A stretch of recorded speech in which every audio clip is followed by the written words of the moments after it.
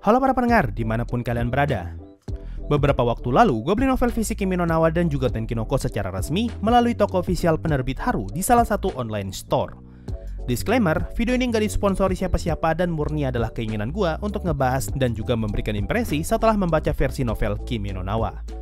Kalau kalian pengen beli sendiri, link pembelian bakal gue taruh di kolom deskripsi. Nanti setelah konten ini, bakal gue juga buat versi Tenkinoko.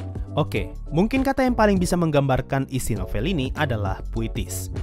Kalau kalian belum terbiasa membaca novel dan ingin mulai membiasakan diri membaca, gua rasa novel Kimi no Na wa akan jadi salah satu top rekomendasi untuk kalian yang ingin mulai membaca. Dengan pendekatan bahasa yang sangat puitis, ceritanya jadi sangat mudah dicerna dan benar-benar terasa ringan.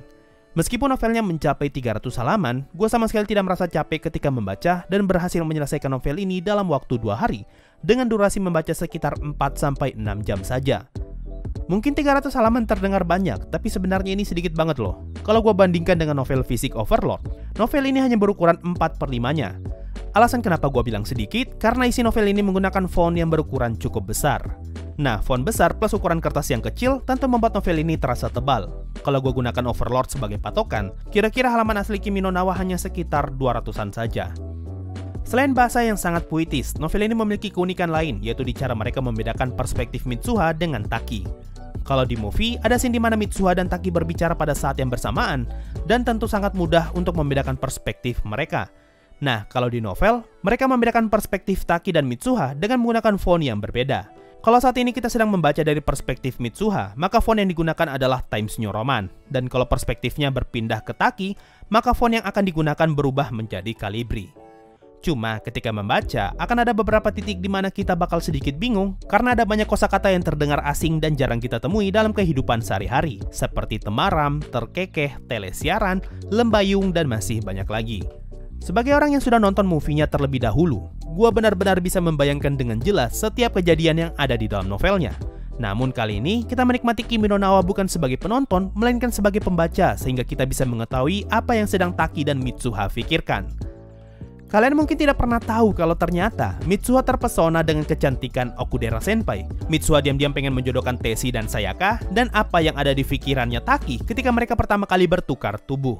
Itu semua adalah informasi yang hanya bisa kalian temukan jika membaca versi novelnya. Selain beberapa informasi tadi, ternyata ada cukup banyak informasi baru yang bisa kita temukan. Nah, di video ini, gua bakal sekalian menyebutkan beberapa detail baru dan sedikit perbedaan yang akan terungkap setelah kita membaca versi novel Kimi no Na wa. Detail pertama, ternyata sosok pengisi suara yang ada di awal movie adalah kakaknya Sayaka yang bekerja di Balai Kota Itomori sebagai penyiar. Detail kedua, setelah merasa tertipu dengan perkataan Teshi tentang kafe, Sayaka ngomong kalau Mitsuha langsung pergi, yang seakan-akan memberi kesan kalau Mitsuha pulang karena kesal. Nah, kalau di novel, mereka bertiga masih sempat nongkrong dan ngobrol sebentar sebelum akhirnya berpisah. Lalu Teshi dan Sayaka ngomong kalau mereka bakalan datang ke acara nanti malam. Detail ketiga, ternyata penjelasan kata Waredoki versi movie adalah penjelasan yang sudah dipersingkat. Kalimat yang dihilangkan bisa kalian baca di dalam novel, yaitu pada saat kata Waredoki terjadi, bisa saja menjadi saat pertemuan setan dan juga orang mati. Penjelasan ini membuat pertemuan Taki dari masa depan dengan Mitsuha yang sudah mati menjadi lebih logis. Detail keempat, di movie, Teshi hanya ngomong tentang multi semesta Everett, tapi di dalam novel, Teshi juga menyebutkan tentang teori many world interpretation. Detail kelima, kalau di movie, setelah acara tari, Mitsuha dan Yotsuba langsung pulang. Tapi kalau di novel, mereka bertiga sempat ditahan untuk ikut berkumpul bersama para orang tua sebagai pesta penutupan acara itu.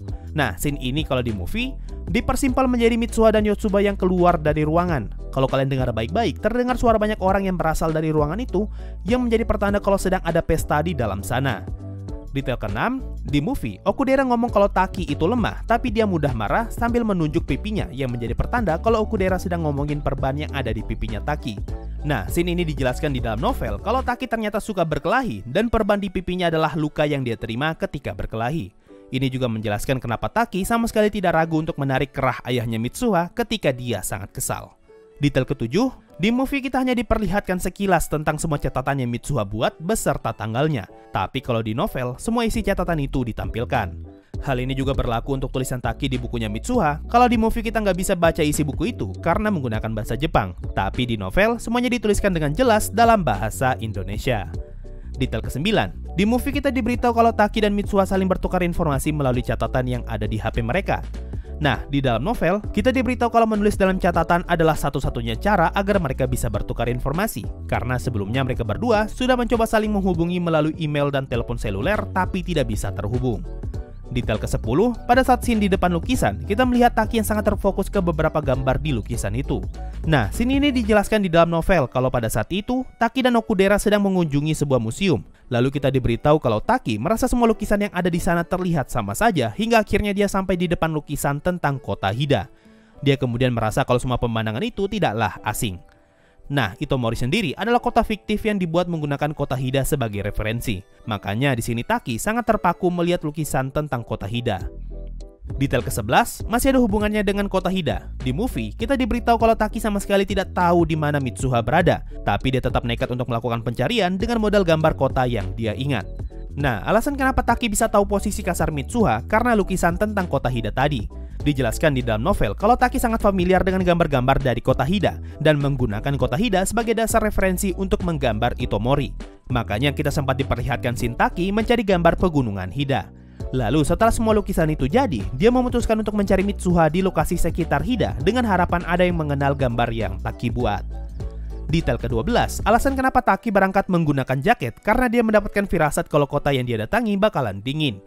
13, ketika sadar kalau kota Itomori sudah tidak ada, kita diperlihatkan scene Taki dan teman-temannya sedang membaca dokumen tentang Itomori. Nah, di novel, salah satu dokumen yang mereka lihat adalah foto festival terakhir SMA Itomori, yang di situ ada fotonya Teshi dan Sayaka. 14, Tsukasa ngomong kalau dia tidak bisa mendapatkan ruangan untuk Okudera, makanya mereka semua menginap dalam satu ruangan. Di dalam novel, dijelaskan kalau pada saat itu sedang ada kelompok orang yang menginap karena merayakan sesuatu, makanya hampir semua kamar sudah ditempati. Nah, untuk memberitahu hal ini, versi movie menampilkan beberapa orang yang berjalan melewati Okudera dan Tsukasa sebagai penanda kalau ada orang lain selain mereka yang sedang menginap. 15. Taki mendapatkan peta Itomori setelah dia pergi ke salah satu toko tua dan membeli peta tersebut dalam keadaan berdebu. 16. Di movie, Okudera menyadari gelangnya Taki setelah membaca majalah tentang Itomori. Kalau di novel, Okudera berkata kalau neneknya memiliki beberapa gelang yang mirip, makanya dia tahu kalau gelang yang Taki pegang disebut Kumihimo. 17. Ketika proses time travelnya Taki, kita diperlihatkan semua scene ini. Nah, makna dari scene itu dijelaskan dengan utuh di dalam novelnya. Salah satunya, ini adalah scene yang memberitahu kita kalau pada masa lalu, komet Tiamat pernah jatuh ke Itomori dan menyebabkan banyak korban jiwa. Lalu untuk mencegah hal yang serupa terjadi, dibuatlah ritual pemujaan dewa yang diwarisi keluarga Miyamizu. Salah satu contohnya adalah bentuk naga di pakaian Miko yang merupakan simbol komet Tiamat. Semua itu dibuat untuk mengingatkan generasi berikutnya kalau sang naga akan muncul kembali dan kalian haruslah berhati-hati. Tapi, karena kebakaran Mayugoro terjadi, semua dokumen penting pun lenyap dan membuat makna sebenarnya dari ritual itu pun terlupakan. 18. Di movie, neneknya Mitsuha ngomong kalau dia pernah bermimpi aneh sewaktu muda dan berkata kalau dia sudah lupa tentang mimpi itu. Nenek juga ngomong kalau ibumu dan aku pernah mengalami hal yang sama. Nah, kalau di novel, nenek Mitsuha ngomong dengan jelas kalau dia merasa pernah bertukar tubuh dengan laki-laki yang tidak dia kenal tapi sekarang sudah dia lupakan. Lalu dia juga ngomong kalau ibuku, aku dan ibumu pernah mengalami hal yang sama. 19. Setelah Taki berhasil masuk ke tubuh Mitsuha, dia menjelaskan keadaannya kepada Teshi dan Sayaka. Kalau di movie, Teshi dan Sayaka langsung percaya dengan apa yang Taki katakan. Tapi kalau di novel, Teshi memang langsung percaya tapi Sayaka tidak. Jadi untuk membujuk dia, Taki menyerahkan dompetnya Mitsuha kepada Sayaka untuk belanja apapun yang dia mau.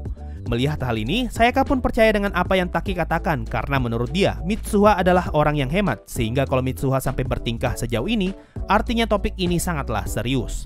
Makanya di sini kita melihat scene Sayaka yang belanja banyak cemilan karena dia pakai uangnya Mitsuha. 20. Taki awalnya kepikiran rencana gila untuk membajak kediaman Perdana Menteri, membajak parlemen, hingga membajak stasiun NHK untuk menyebarkan informasi tentang komet Tiamat. Tapi ujung-ujungnya Teshi ngomong kalau membajak jaringan siaran dalam kota sudah cukup. 21. Di movie kita diberi kesan kalau Teshi adalah orang yang membajak jaringan siaran kota dengan berkata kalau jaringan kota ini mudah untuk dibajak. Nah, di dalam novel, ternyata Sayaka diberi tugas untuk bertanya kepada kakaknya mengenai frekuensi siaran yang digunakan balai kota. Makanya dalam scene ini, terlihat sosok wanita yang mempunyai wajah dan model rambut mirip Sayaka yang kemungkinan adalah kakaknya Sayaka. Wanita itu terlihat berkeringat karena merasa bersalah telah memberikan frekuensi siaran balai kota kepada adiknya.